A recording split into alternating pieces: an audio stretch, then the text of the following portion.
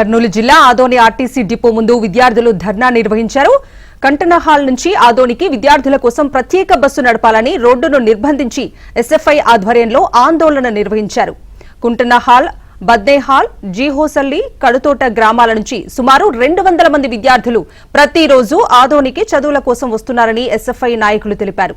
విద్యార్థులకు సరిపడా బస్సులు లేకపోవడంతో తీవ్ర ఇబ్బందులు ఎదుర్కొంటున్నారని, సుమారు 160 మంది విద్యార్థులకు బస్ పాసులు ఉన్నా సాధారణ బస్సుల్లోనే ప్రయాణించాల్సి వస్తుందని చెప్పారు. బస్సు సౌకర్యం కోసం శాంతియుతంగా ధర్నా చేసిన విద్యార్థులను పోలీసులు అరెస్ట్ చేయడాన్ని ఎస్ఎఫ్ఐ నేతలు ఖండించారు.